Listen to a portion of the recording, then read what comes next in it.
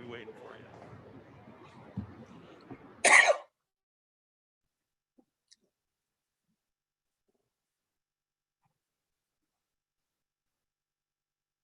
Ready to Zoom? You're already live. You want it bigger, you said? No, it used to be back a little bit, now it's We're working on it. We got a proposal coming to fix screens, and it'll give us more display options. Yeah, they're supposed to have it. I thought they were having it this week, so now that we got the sound done, now we need video better.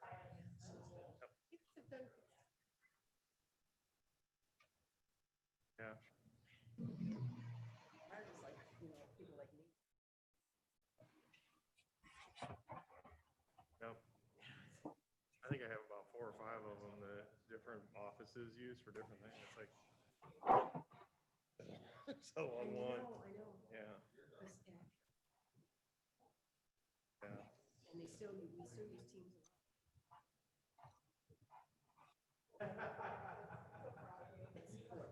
So we're in the building. Yep. Thomas, Angela Thomas, Tyus Wegman, Canal Snowden is on. Canal Snowden, Yeah. We use Teams. We use Barb GoToMeeting, Jeffers, WebEx, Zoom. We use BlueJeans. and Christy DeChristopher. I don't know. There's another one. Christy DeChristopher, I think she's with Amazon Quartz. Chime. We use those. Yeah. I think she's with Quartz. Christy DeChristopher is with Yeah, she's state's attorney's office. State's Attorney.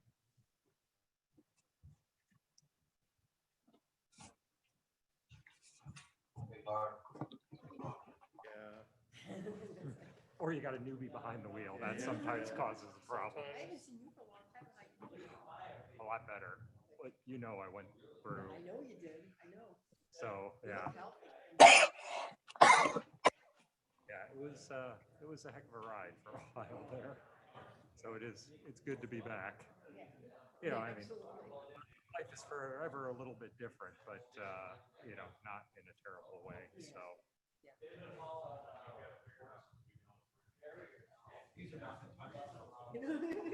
yeah. Yeah. At one point my lung collapsed. So that was iffy for a few minutes there.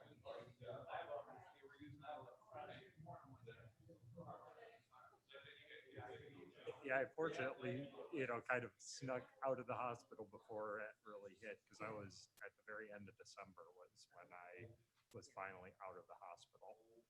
So, and now they've just been doing televisits. So, I haven't been down there except for some follow-up stuff with testing and so forth. Kind of nice, because now with COVID and everything, that seems like a distant memory. A long time ago.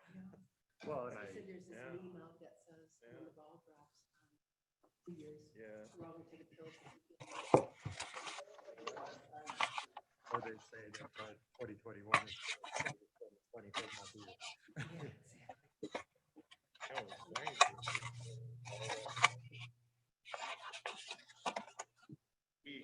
That we ran. It's great to be back. Primary election, and like that week, our people were kind of on edge. Should we? Yeah, I was kind of monitoring to make sure everything was still looking good. Every now and then, I have to send these guys a message of something that's kind of happening, because there's a lot going on here. You can't, monitor everything. The night before. Yeah, we're gonna kick him out here eventually. Everything. But he learned his lesson. Yesterday, he left me by myself, and I messed something up. So.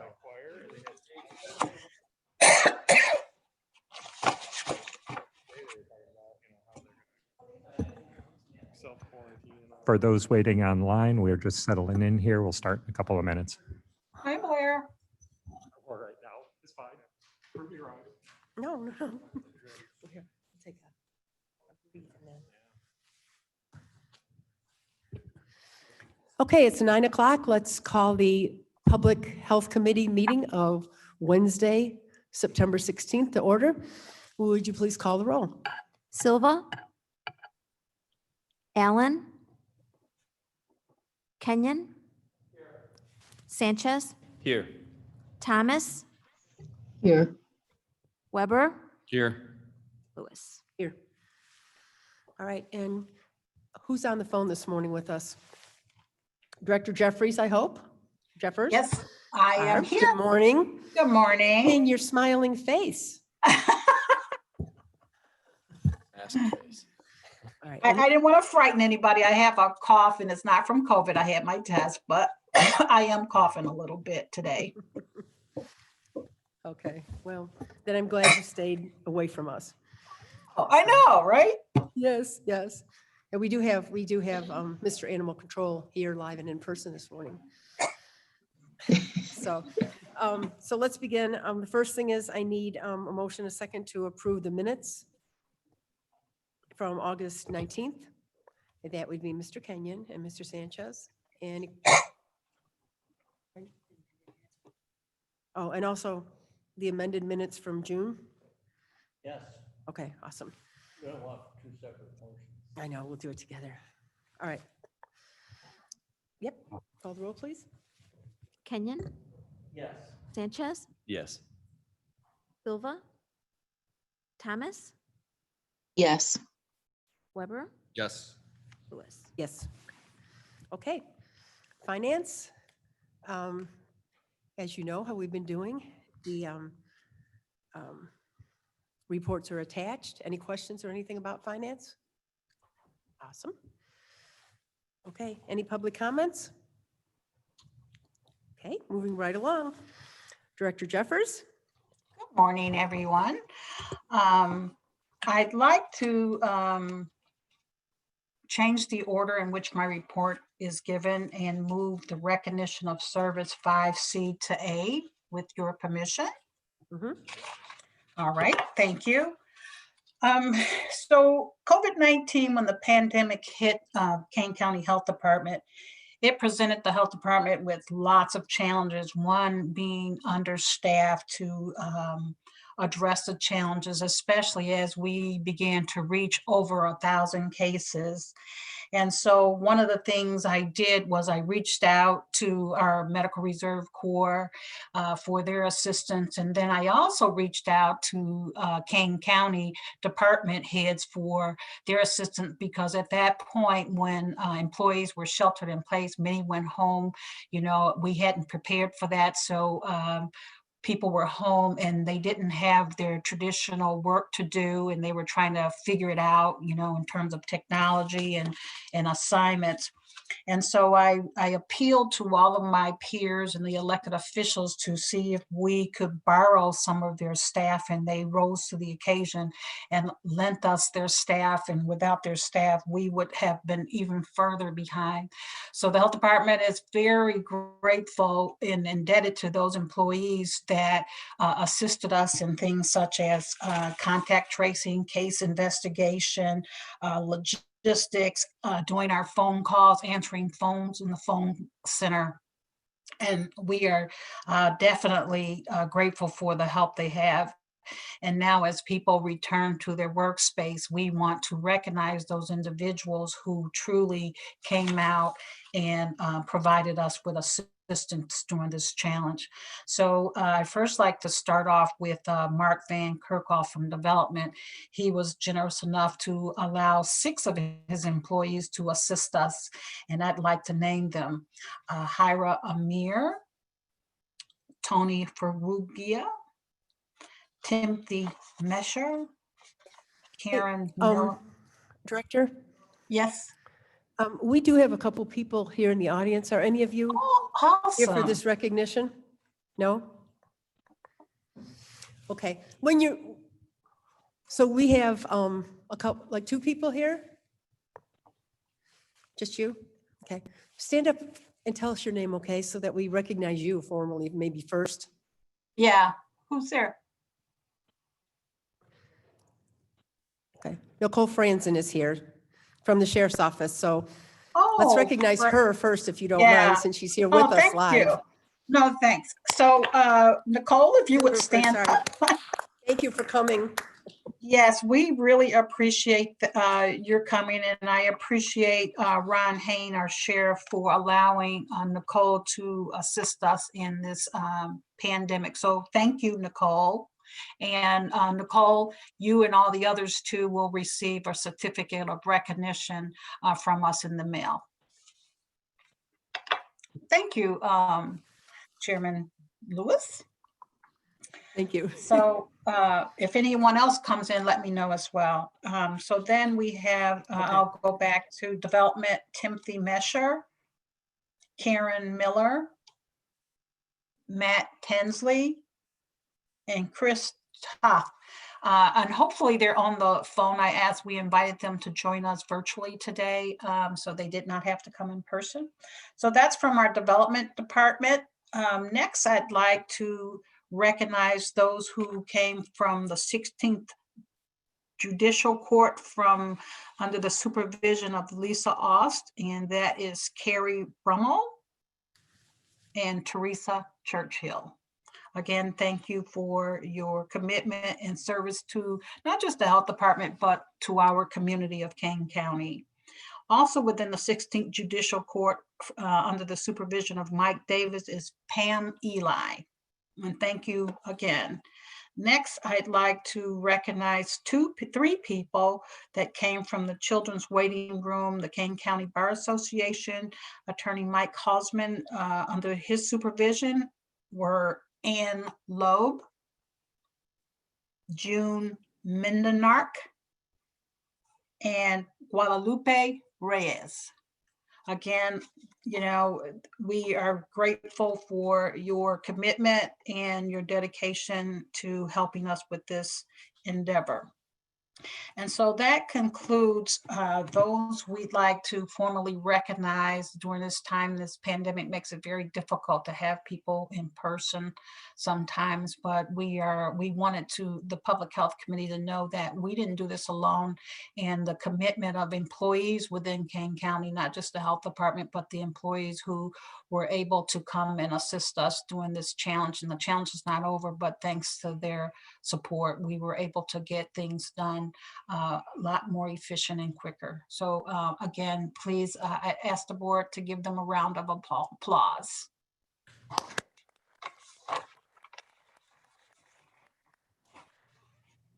Okay, moving right along, as it's traditional every month, I provide you with essential services from public health in our form of a flash report.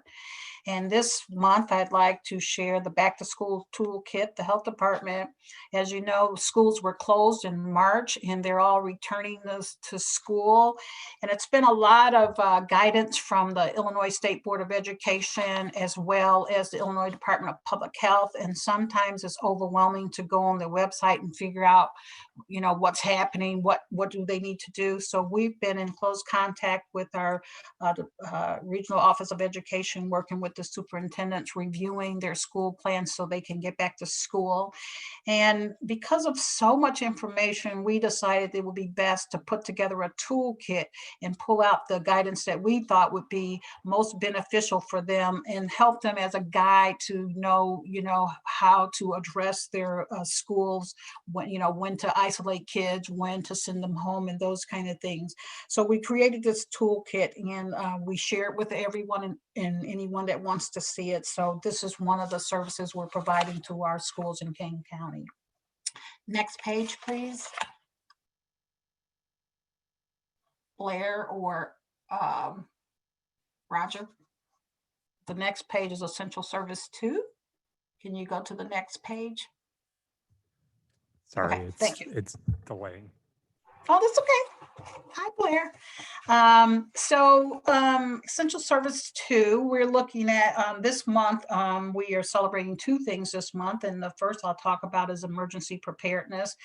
And as you know, this year has brought a lot of preparedness for our country in the form of our current pandemic, flooding, hurricanes. We have had so many hurricanes, they're almost running out of alphabets to name them, tornadoes, extreme heat. We remember even in our own community, we had many, many days of 90-degree temperatures that were breaking records. We've had droughts, wildfires, and, and as we've seen across the country, and even rare derecho, which for many of you who don't know what that is widespread, long-lived windstorms that's associated with fast-moving, severe thunderstorms. So we've had a lot going on around emergency preparedness. And so it's really important, that even more important now, to get prepared. And the Department of Homeland Security has created a website with helpful tips to help families and individuals plan and keep in mind that during the time of isolation, families really have to be still need to be together in disasters when disaster strikes. So it's important that you are aware that we are in a tumultuous time right now, and we cannot give up our preparedness in terms of planning. And the last essential service for engaging our community, September is National Recovery Month. Again, this pandemic has put a damper on many things, but whether we like it or not, things still go on. And so the National Recovery Month is in its 31st year, and it celebrates those who have made tremendous gains in recovery, whether it's alcohol or substance abuse. Those in recovery really have overcome much adversity in many ways, and they have been uniquely prepared mentally and emotionally. And this pandemic has really created some challenges for that population, but they continue to thrive and survive. So we'd like to recognize those, and the members of the Association of Recovery Community Organization has stepped up to this challenge, keeping people engaged, especially during COVID. Thank you. Now, can I move on to our, if there are no questions, move to our COVID update? Yep, no questions in the room here, so please, thank you. Thank you.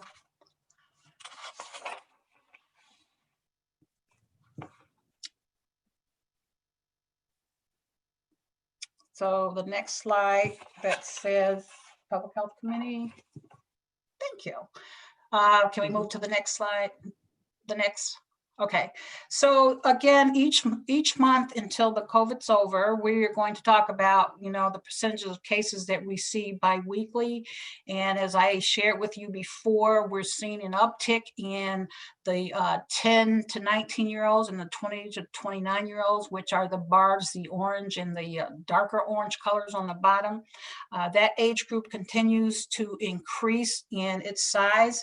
And primarily, if you're looking at the biggest increase we've seen recently are between the 10 and 19-year-olds, and we believe that's because of schools starting, sports are starting, so we're having an increase in outbreaks in schools, in group settings with children between the ages of 10 and 19.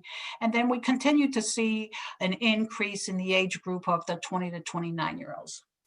Next slide, please. And so this is a graph to show the 0 to 19-year-olds. So if you look all the way to week 1 and week 2, you see how the graph is. And this just shows on another way of showing what's happening in our school age children. And we saw an increase this past week. This is the week 26, 9/7 and 9/13 school started. And so as you can see, it's progressing upward, and we really need to have that trend go downward. But this is what we're seeing in terms of an uptick in positive cases in children between the ages of 0 to 19. Next slide, please.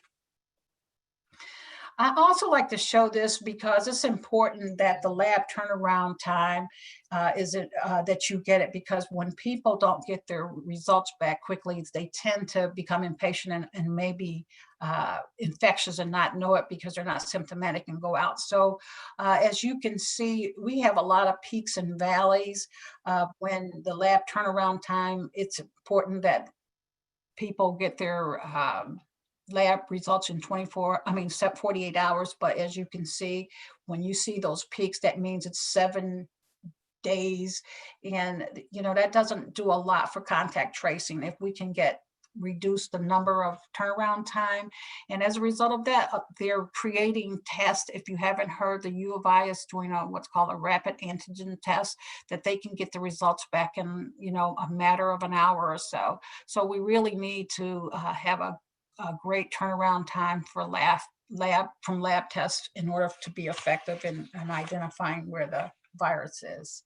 Next slide, please.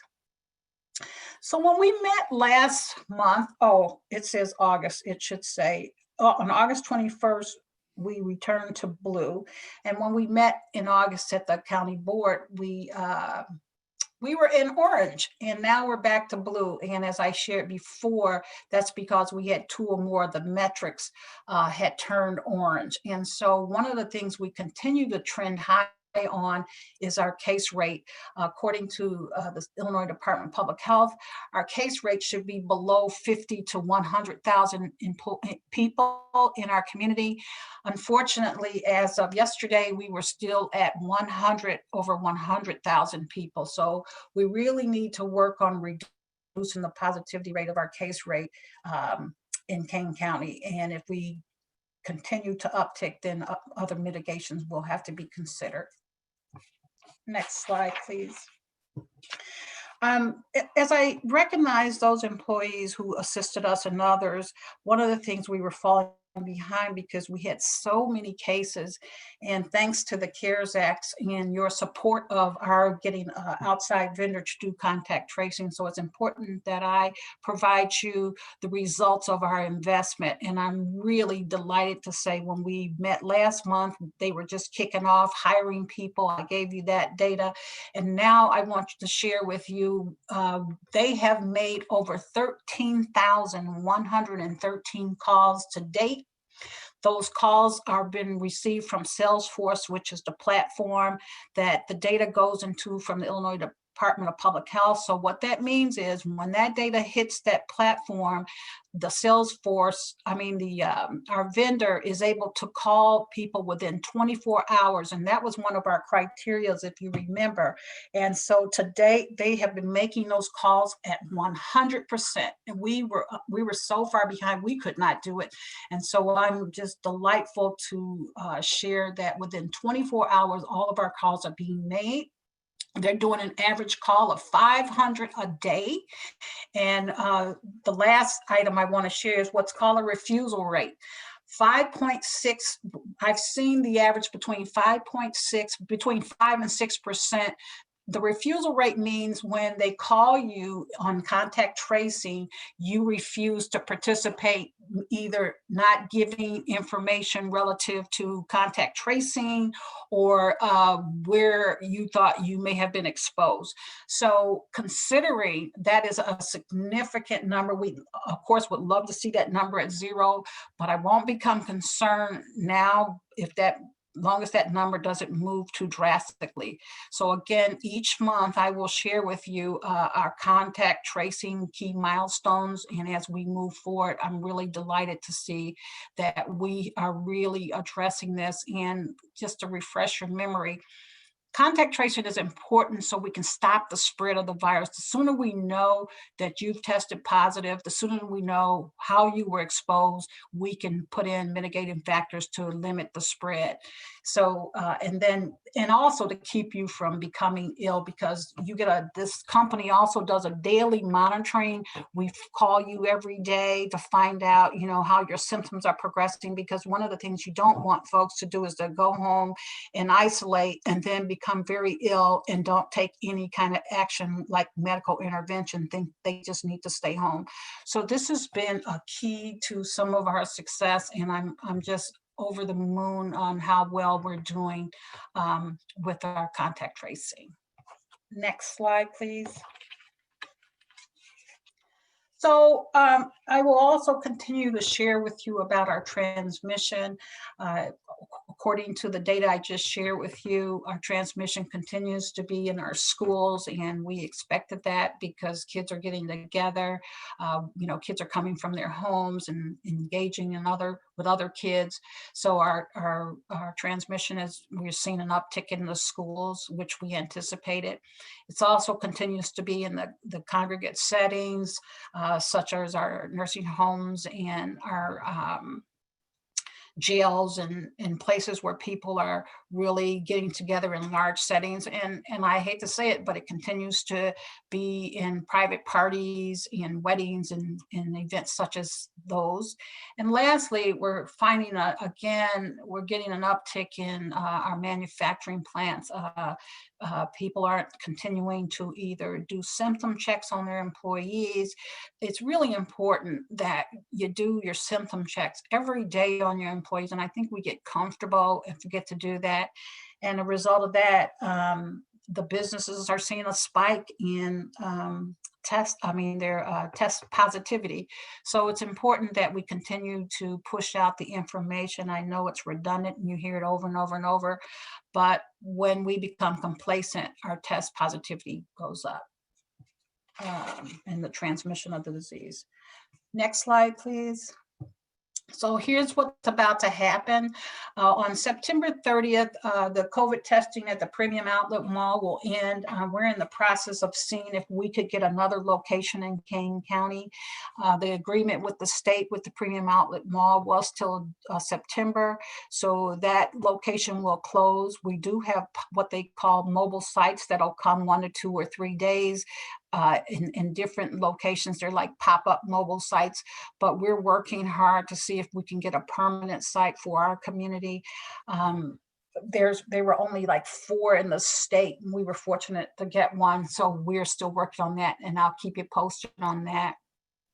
The second thing is the antigen body testing. And what that means is that that's a rapid test. If you heard, you can get the results in less than an hour. And so they're anticipating the federal government rolling this out to long-term care facilities probably by the end of September.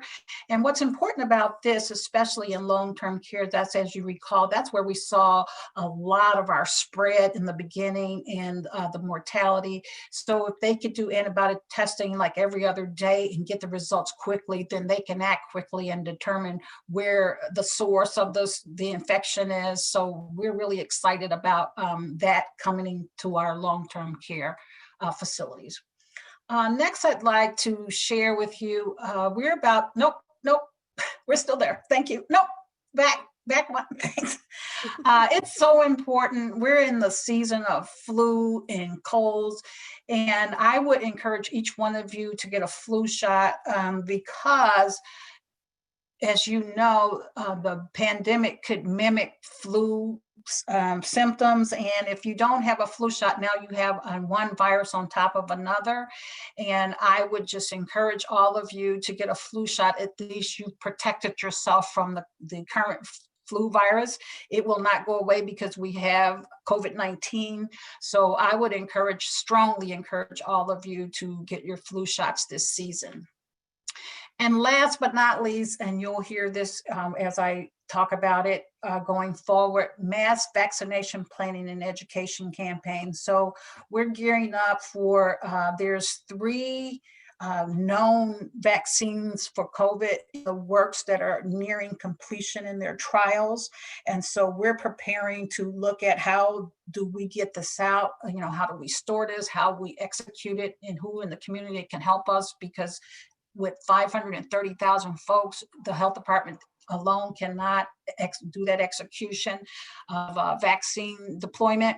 So we're working with our community and with the state of Illinois on how do we do a mass vaccination of COVID vaccines once it comes. So keep you posted on that, and you'll begin to see the education that we have planned relative to what needs to happen and what how we see it rolling out. Now, the next slide, please. So again, I ask that you assist us in reducing the spread by social distancing, wearing a mask, staying home when you're sick, and washing your hands. Until we get a vaccine, this is our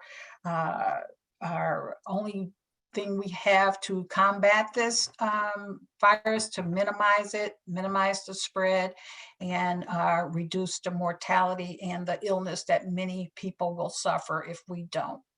So that's my report on the update for COVID. Are there any questions? Questions? No. As usual, thank you very much. I did just want to mention that I was listening to the radio last night and I heard an advertisement from the DuPage County Health Department just reminding people to stay vigilant and that this isn't going away, and wear your masks and do your social distancing. And I thought that was kind of a good thing to have out there. Are we doing things like that too? Yeah, we're about to, again, we had to wait for our CARES Act money because that costs money to put those Yes, ads it does. out. Mhm. And so we will be gearing up to do our marketing very soon. Okay. Madam Chairman? Yes, Yeah, this is Chris Caius. I have a question for Director Jeffries, if possible. Can you hear Go me? ahead. Yeah, go ahead. Okay, thank you. I know you had mentioned, I'm really excited by the contact tracing and how much progress we've made. The thing that distresses me the most, I think, is the return on the test, as it does you. I know you mentioned it. Is there anything that we as a county can do proactively to get the kind of tests like the U of I is now providing so that we can shorten that time? Or are we just dependent on what the state is doing? So I know you said that it was coming into the care facilities, but is there anything we can do that may be proactive to help get it to the rest of the county? so the testing that was at the outlet mall and that we have access to was free. To get it turned around a lot quicker, we'll have to, that results in a funding stream. And as you know, the CARES Act, that was not the only thing I put in the budget for that I received, was to do rapid testing turnaround in our congregate settings like our jails and our JJC, because that's a really important intervention that needs to take because of the quickness that will happen in the spread, the quickness of the spread if we don't address that. So currently, because of it's cost prohibitive around my budget, I didn't get the whole budget. So the short answer is no, but we're working closely with the state of Illinois. Like I said, those mobile pop-up tents, they seem to be doing a lot better with the test turnaround. And what we're hoping to do, I'm in discussions with IDPH, is to get that antigen test. The problem with the antigen test is if it's about the negative, false negatives. If it's a positive, then it's almost definitive. But when you have a negative and you're not symptomatic, sometimes that rate is not good, like 20%, I believe. So the short answer is no right now, unless we pay for it, because remember, these are private labs that turn these tests around. And you're absolutely right. It disturbs me when we can't get our test results back less than 48 hours. Yeah, thank you. Mm-hmm. This is Deborah Allen. May I ask a question also? Go ahead. And good morning. Good morning. And Anita, it's a little hard to hear you. Will you stay a little closer to your microphone for us? Absolutely. you. Sorry. That's perfect. Barb, is the U of I able to do the quick turnarounds because they are using their own labs? Yes. Okay, so the trick Yes. is, if you want to have a fast turnaround, you need to have a lab available to yourself. Right. Yeah. Right. And that's what we did with the jail. We contracted out with a private lab. So it was really important that we got that turnaround quickly. And again, it's a significant cost than a free test that the state offers. Gotcha. Can I ask this question? I just can't even imagine how schools are wrapping their arms around this. You have a a kid who's coming from a home and he comes in healthy. The parent is saying, I took the temperature, I checked the symptoms, were good. The youngster comes into a school with, I don't know, maybe 15 kids in a class, and staff and cafeteria and maintenance people. And I just can't imagine how you keep all of those folks in a small enough bubble that they wouldn't carry it back home and back and forth and back and forth and so on. Especially without rapid testing. It's just a mystery to me.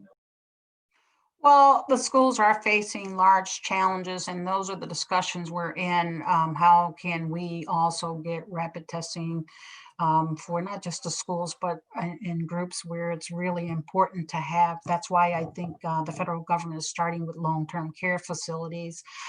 But you have two schools of thoughts for schools. You have parents who want children back in school, and then you have parents who don't want their children exposed, as you indicated. So there are a lot of challenges with this, with kids going back to school. And so we're trying on a regular basis to assist our schools with some of the mitigation to help them navigate this, because it's not an easy task for the schools or the parents. For sure. Thank you. Okay, any other questions? Okay, thank you very much, Director. Sure, we will- and I would, excuse me, I would like to, if you have questions later, just email me or call me. If you have some specific questions, especially around your district, I feel free, I'll answer those as well later offline. Thank you. Thank you. So then moving along, we have animal control. Good morning, everyone. It's a big day in animal control today because it's Rabies Day. Yes, it is our vaccine clinic day. I feel like I'm too close. This Wednesday, today, is our next vaccine clinic. The other one will be a month from today. We're very excited. We have one veterinarian ready to go. We plan to start about 3:30 today, and it will go through 7 o'clock this evening. Anybody looking for a rabies or microchip, please come. We're always looking for people. As for our monthly statistics, And we're it does very- generate revenue, correct? It balances out in the end. Balances out. With what we have to pay staff and everything.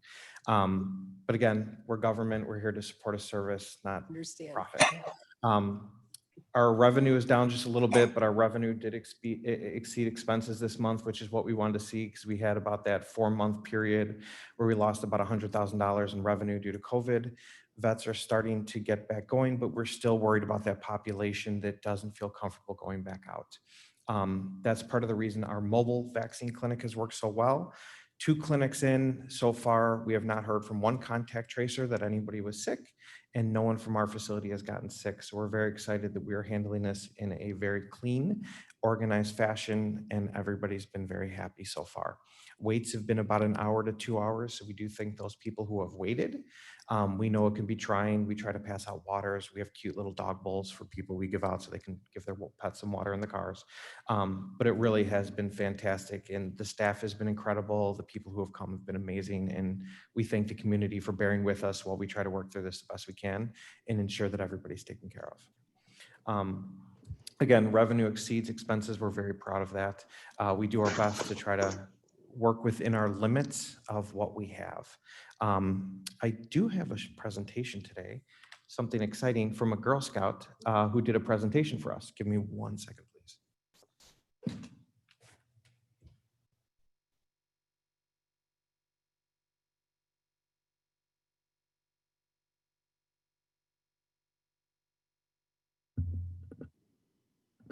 Sorry, everyone, while I changed positions here.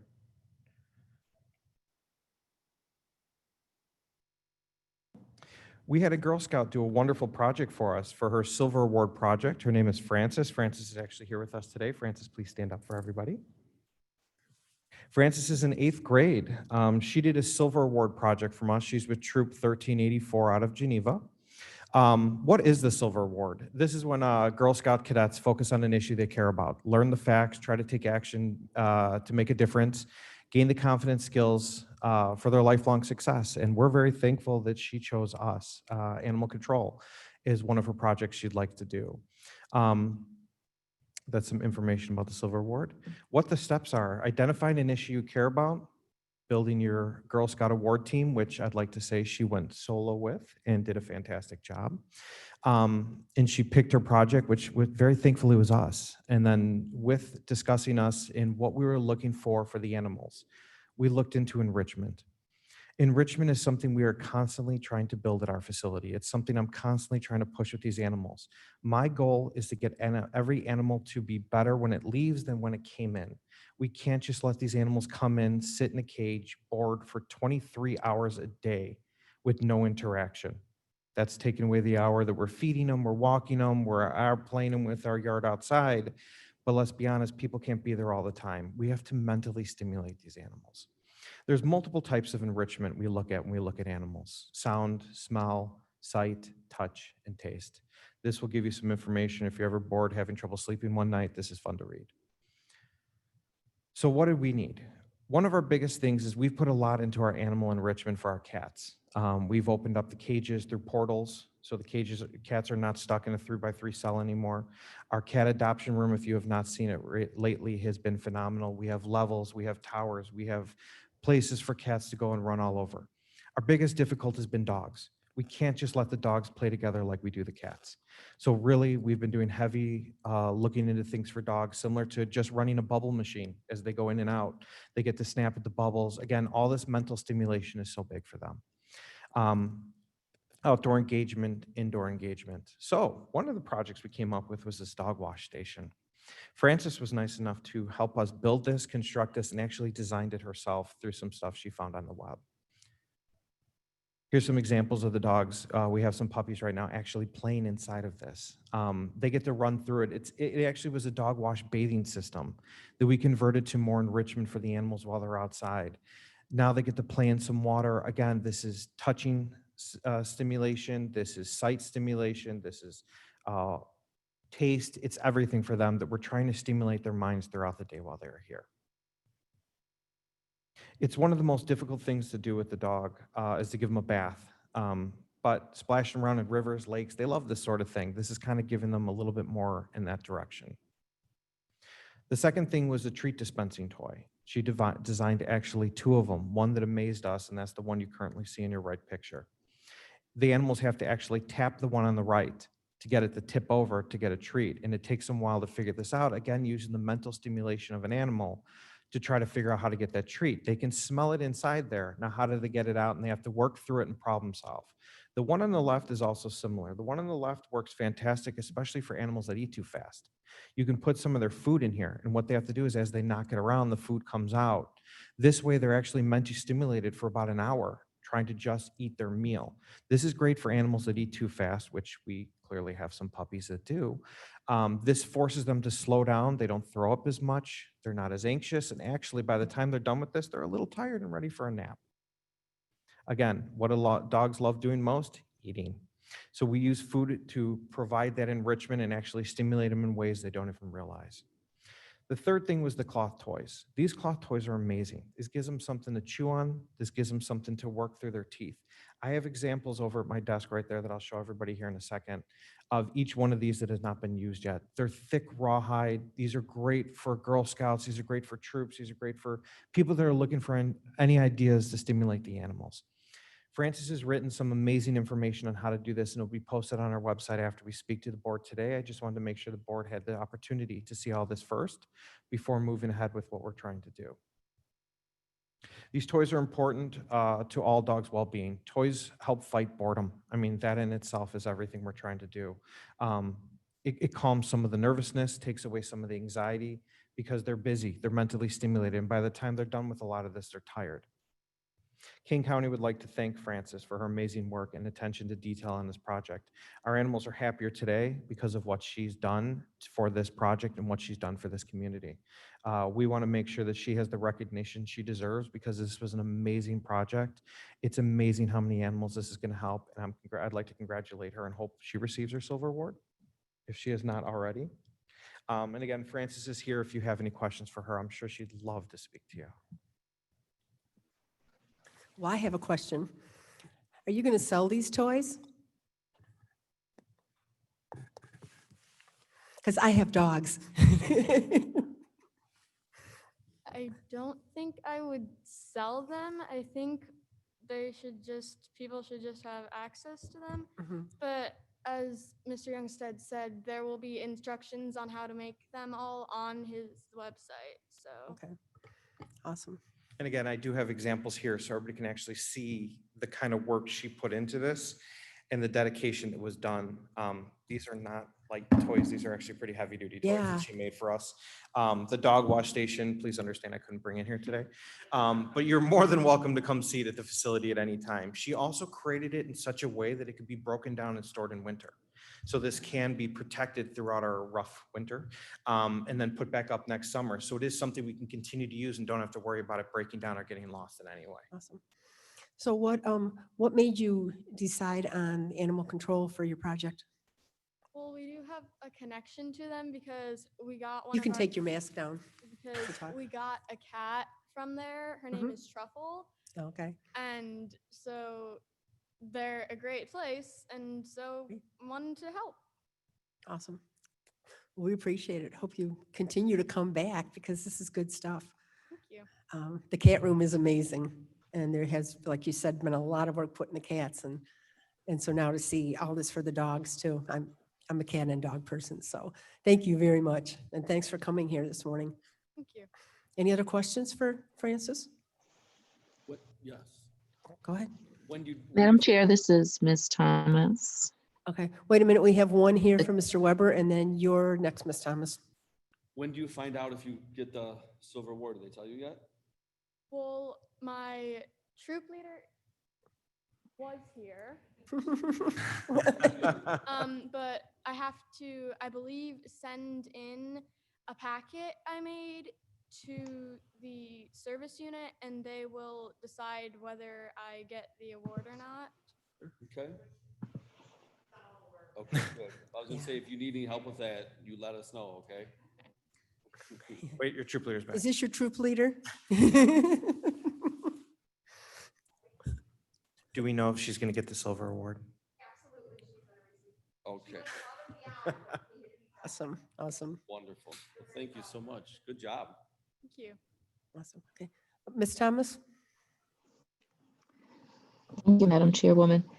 I just wonder if the toys are made from recycled materials like socks or something. I could totally see this a community-wide effort to keep the animal control supplied with these toys through recycled materials. So I was just wondering about the materials used for those toys.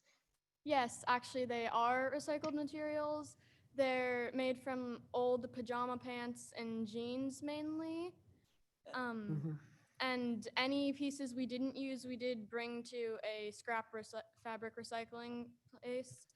So nothing was really wasted. Okay. Wonderful. As a former Girl Scout, I'm so proud that to see the Girl Scouts still doing such amazing work. Thank you. Thank you. And this has been wonderful because as we know, animal control is big into renewable energy like we do with our solar panels. So to have a project that again continues to make peace with the earth and reuse has been fantastic for us. Yeah, thank you. Okay, thank you very much. Again, Francis, thank you so much. Okay, we do have a resolution. Did you have anything else? Brett, did you have No, anything I'm else good other if than the anybody had any resolution? questions for me. Okay. Oh, I think we're good. We'll just go on to the resolution then. Thank you so much for coming. Thank you.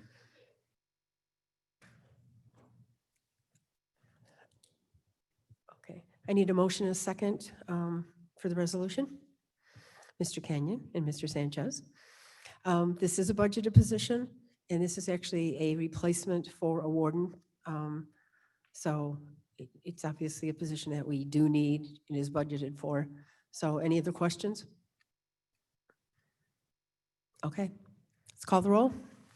Allen, Alan, aye. Kenyon, Yes. Sanchez, Thomas, Yes. Weber, Yes. Lewis. Yes. Okay, motion passes. No old business. Need a motion to place the reports on file? And that would mean Mr. Weber and Mr. Sanchez. I don't think we need to do, I think we could just do a roll call. Allen, Alan, aye. Kenyon, Sanchez, Yes.